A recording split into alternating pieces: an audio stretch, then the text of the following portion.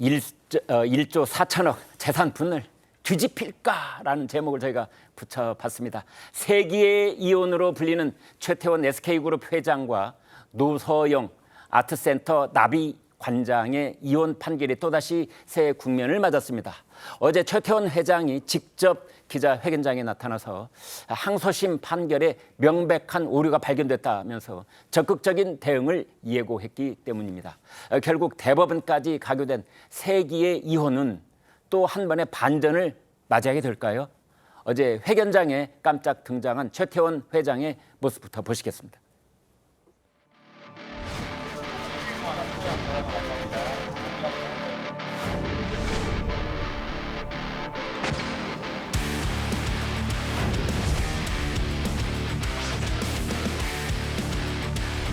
네, 소개받은 SK 주택수로협의회 전태경위원장 이영입니다.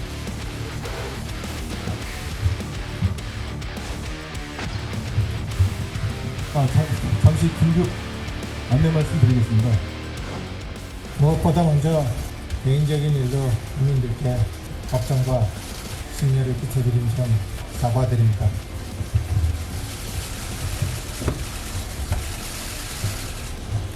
사법부의 판단은 존중돼야 합니다. 하지만 저는 이번에 상고를 하기로 결심하였습니다. 재산 분할에 관련돼서 객관적이고 좀 명백한 오류가 발견되었습니다.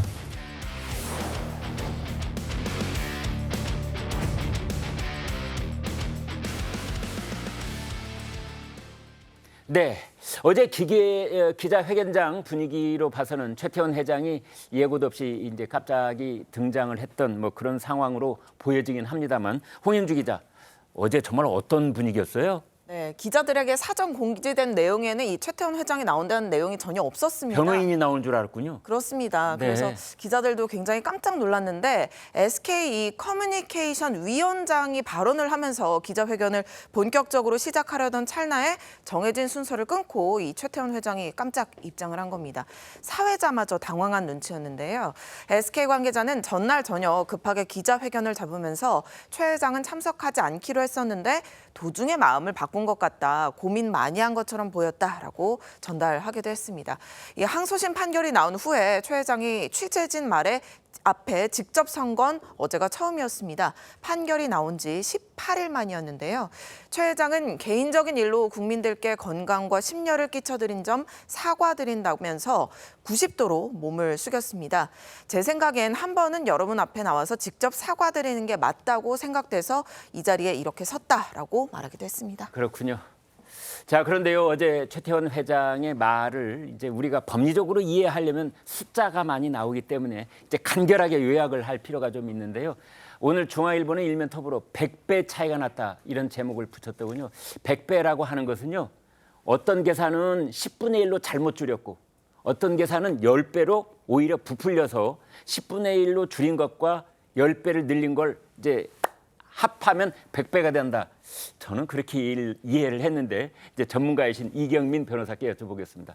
구체적으로 어떤 내용입니까? 네, 일단 항소심 판결문부터 이제 보시게 되면 어쨌든 SK 주식이 들어오게 되면서 이제 재산 분할의 덩어리가 엄청 커지게 된 거거든요. 네. 근데 그렇게 될 수 있었던 건 최태원 회장이 어쨌든 이 부분에 대해서 증식을 하는데 어마어마한 기여를 했다, 이게 것이 바탕이 되어 있는 것입니다. 네. 그래서 항소심에서는 이 SK 주식의 모태가 된 대한텔레콤의 주식에 대한 이야기를 하지 않을 수가 없고, 그럼 대한텔레콤의 주식의 가치를 고려를 했을 때 최종현 선대회장이 그때 당시에 이제 사망했을 당시에 그 가치를 따지게 되면 한 주당 이제 100원이었습니다. 네. 한 주당 100원으로 계산을 했을 때는 이 최종현 선대회장이 이제 기여를 했던 부분에 있어서는 12.5배를 기여를 했던 거고, 이 최태원 회장이 이제 그 이후에 기여를 했던 부분을 따지게 되면 355배를 기여를 했다. 네. 그렇게 되게 되면 이제 노 관장하고의 이 그 혼인 생활 과정에서 이제 재산 분할을 해야 될 덩어리가 어쨌든 최 회장이 기여한 바가 아주 컸기 때문에 이게 자수성가형 사업가라는 그런 이제 프레임을 가지고 이 부분에 대해서 이제 큰 덩어리를 분할을 해야 된다, 이렇게 이제 항소심에서는 봤던 것입니다. 네. 근데 이제 그 최 회장 측 변호인이 이제 주장을 하는 부분은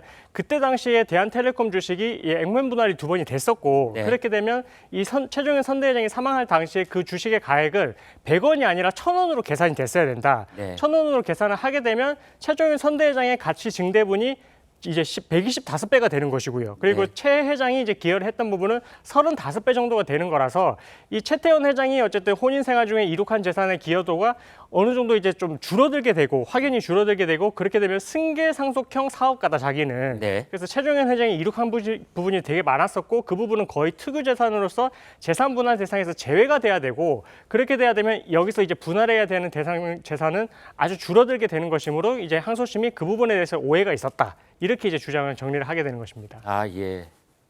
그러니까 제가 좀 말을 옮겨 보겠습니다. 이제 보통 사람들이 봤을 때는 말이죠.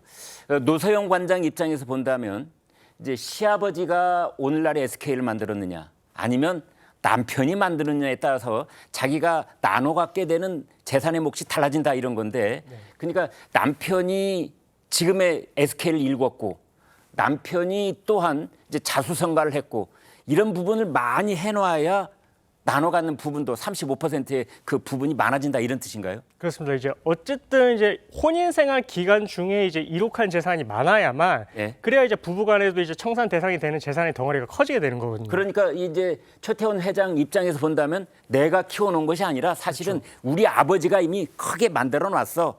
그래서 내 몫이 얼마 안 돼. 네, 맞습니다. 그러니 아내인 노서영 씨한테 이제 나눠줄 것도 작아진다. 맞습니다. 예. 그런데 그 아버지의 몫을 이제 10분의 1부 줄여서 판단을 했다는 거고 또 이 당사자인 남편의 몫을 너무 작게 하고 아버지의 몫을 뭐 크게 아무튼 양쪽 이제 이걸 다 곱하면 100배가 된다. 이제 이런 얘기인 것 같습니다. 윤기찬 변호사이시기도 한데요. 자, 이 대목을 보고서 많은 사람 참 깜짝 놀란 건 이런 겁니다. 이런 주장이 있은 다음에 바로 고등법원이 자신들의 판결문을 고쳤어요. 뭐 경정을 했다 이런 말을 쓰더군요.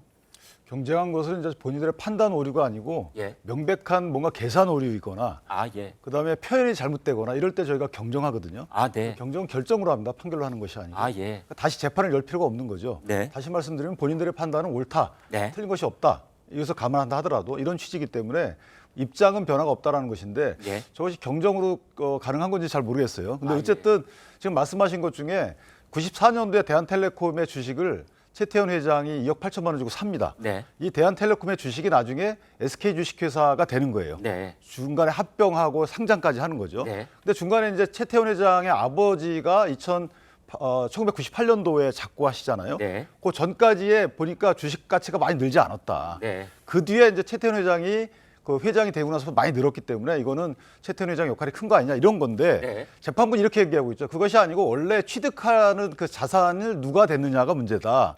그래서 원래 1심에서 2심에서도 다퉈진 것은 최태원 회장 본인은 선대 회장의 돈을 받아서 산 거라고 하는 것이고 네. 재판부는 그걸 인정하지 않은 거죠. 아. 그렇기 때문에 최태원 회장이 산 거잖아요. 그렇게 따지면. 네. 근데 1988년도에 두 분이 결혼했기 때문에 94년도에 취득한 주식은 혼인 중에 취득한 거죠. 네. 그러니까 특유 재산이 아니라는 거예요. 아. 이런 재판부의 논리는 아직까지 변함이 없다는 거고 네. 제가 볼 땐 이런 논리가 깨지기는 쉽지 않을 것 같아요. 아, 예. 중간에 이제 그 재판부 스스로 본인의 판단을 합리화하기 위해서 최종인 회장이 돌아가신 이후에 기업 가치가 급속히 커졌다. 네. 이런 이제 수치상 논리를 댄 건데 네. 저는 이것은 이제 이유 중에 설시라고 보고 사실은 법률 이유 중에 뭐요? 이유 중에 설시라고 해서 본인의 그 판단을 정당화하는 거고 아, 이게 네. 약간의 요건 사실 저희가 보는 요건 사실에 이르지는 않지 않겠는가라고 아마 심하게 다퉈지지 않을까 이렇게 생각합니다. 아, 네.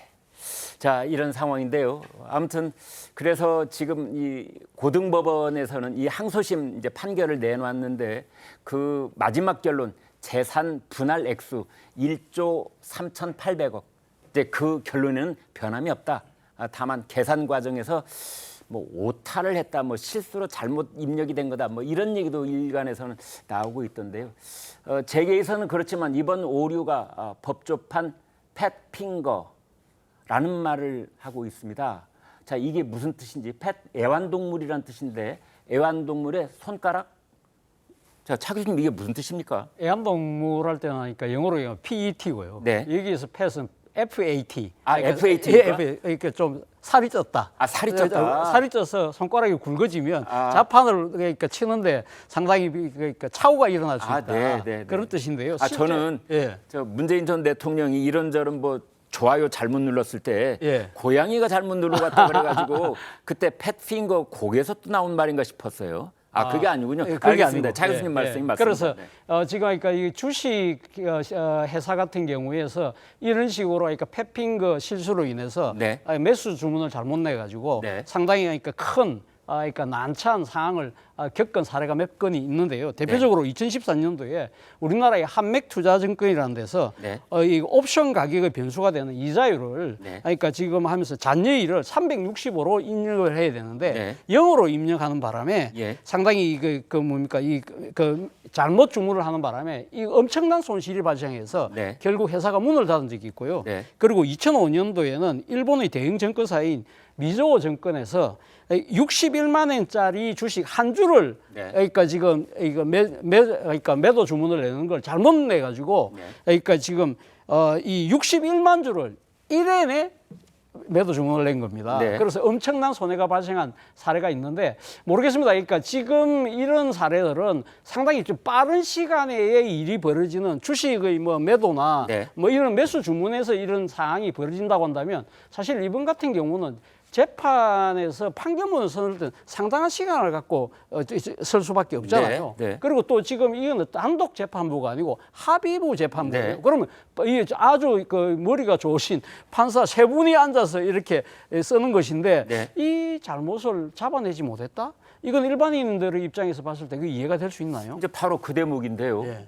이건 뭐 첫 1심도 아니고 항소심에 그렇죠. 항소심에서. 단독도 아니고 합의부가 그리고 이제 판사가 세 분에다가 또 거기 보조하는 인력도 있을 보좌하는 거아니에요. 인력도 있고 이것이 그러니까 상당한 시간을 갖고 판결문을 쓸 수밖에 없잖아요. 네, 그리고 이건 전 국민적인 관심이 그렇죠. 뭐 그런- 국제적인 관심이 모아져 있는 그렇죠. 사건인데. 그렇기 때문에 상당히 그러니까 지금 이 재산 분할의 대상이 되는 가액을 정하는 아주 중요한 그 하나의 근거 중에 근거가 이제 이건데. 이건데 이 부분을 실수했다. 이거 뭐 고개가 갸웃거릴 수밖에 네, 없고 근데- 사법부에 대한 신뢰라는 부분이 놓을 수밖에 없는 대목인 것 같습니다. 참 궁금합니다. 왜 이런 실수가 벌어졌는지. 왜냐하면 바로 그걸 또 고쳤습니다.